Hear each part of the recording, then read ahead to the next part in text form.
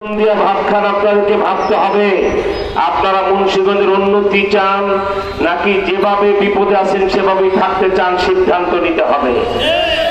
একটা মানুষ রাজনীতি করে, কোন দল করে, দলকে ক্ষমতায় নিতে চায় দুইটা কারণে। একজন মুসলমান একটা কারণ হলো দুনিয়াতেও শান্তি চায়, আখিরাতেও মুক্তি চায়, ঠিক কিনা বলে?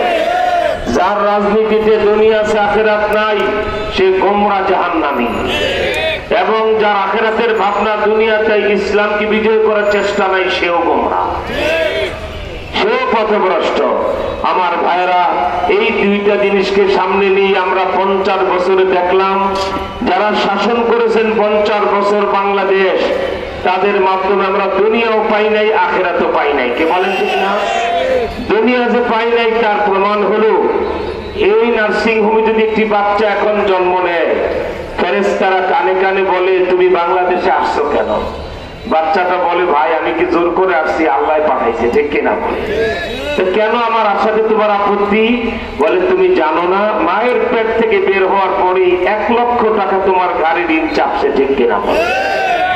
আমি 1 ঘন্টার কথা 10-12 মিনিটে বলবো, 12টার মধ্যে আল্লাহ চাহে তো আমরা গণমিছিল বের করব এবং আরো 5টি পথসভায় রাত 10টা পর্যন্ত আমরা বক্তব্য রাখবো।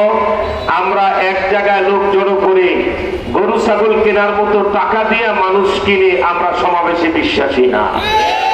আমি সব জায়গায় বলেছি আমি সমাবেশ চাই না, আমি শুধু আপনাদের অন্তরের ভোট চাই। আমার সাথে 8-10 জন যদি একটা গ্রামে কে বলা হয় আপনার পথসভায় গণসংযোগে যান, এর চেয়ে বেশি লোকের দরকার নাই।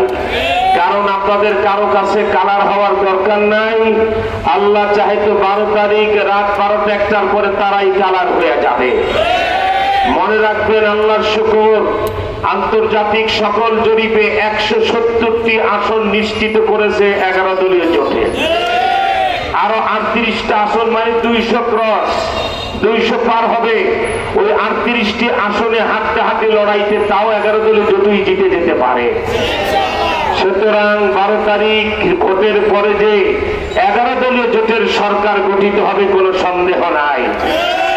আমরা জানি সন্ত্রাসী ভারত রাতারাতি কাউকে দালাল বানিয়ে আমাদের অগ্রযাত্রা বিজয় ঠেকিয়ে দিতে পারেন। আমরা গজওয়াতুল হিন্দ ঘোষণা করে দিল্লি পর্যন্ত দখল করে ফেলাবো।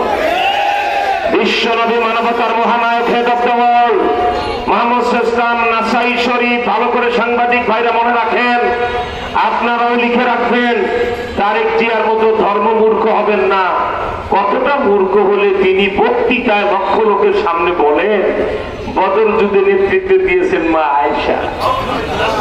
তারেক জিয়ার বক্তব্য শুনে শয়তান হাসতে হাসতে এই বলতে আমার কাছ থেকে জানা নিতে পারতো, ঠিক কিনা? সারা বাংলাদেশে আলেমরা বলি কি বলত নাকি? ইসলামী লেখাপড়া কি একটু থাকতে হবে না? আরে আপনার কাছে জানতে চাই, বদর যুদ্ধের দিন মা আয়েশার কয় বছর বয়স বলতে পারবে? তখনও মা আয়েশা 11 বছর হয় নাই, সে বলে নেতৃত্ব দিতেছে বদর যুদ্ধে। চিন্তা করে দেখছে। যাই হোক বাবা, মূর্খদের ব্যাপারে কোনো কথা বলতে চাই না। বুখারী শরীফের একটা হাদিস, সাহাবায়ে কেরাম বলেন ইয়া রাসূলুল্লাহ কিয়ামত কবে হবে? নবীজি বললেন ইদা যুইয়াতিল আমানা, যখন আমানতের খেয়ানত হবে। সাহাবায়ে কেরাম বলে ইয়া রাসূলুল্লাহ কথাটা বুঝলাম না, একটু যদি ব্যাখ্যা করে বলতেন। নবীজি বললেন ইদা উসিদাল আমরু ইলা লিগাইরি আহলিহি, যখন পদ পদবী চেয়ারে বসানো হবে এমন অযোগ্য অদক্ষ লোককে যারা এটার যোগ্য নয়।